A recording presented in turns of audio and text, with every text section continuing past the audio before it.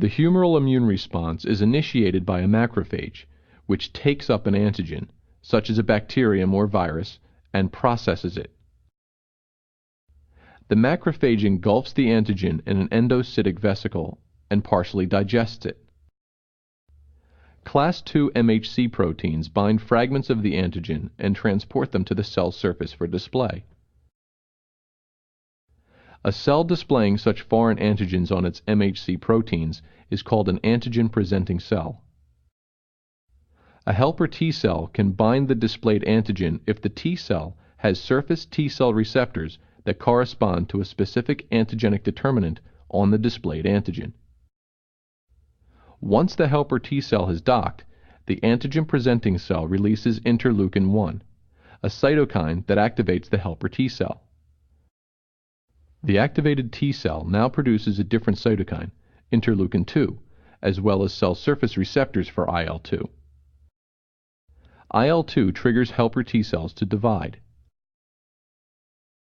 The daughter cells respond to interleukin-2 by producing a clone of cells identical to the first T cell in genetic makeup and immunologic specificity. Production of this clone completes the activation phase of the humoral immune response. In the effector phase of the humoral immune response, activated helper T cells help B cells develop into antibody-producing plasma cells.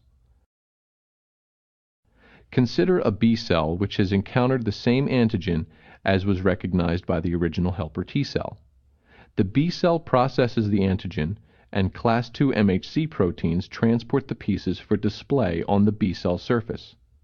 Thus, the B cell becomes an antigen-presenting cell.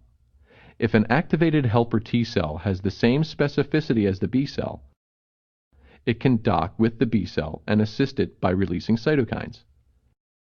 The cytokines trigger the B cell to divide, producing a clone of cells that differentiate into plasma cells. The plasma cells produce identical antibody molecules specific for the antigenic determinant that was displayed by the first B cell, and by the macrophage that activated the first helper T cell. The humoral immune system responds to every antigen in this manner, but different antigenic determinants require different specific helper T cells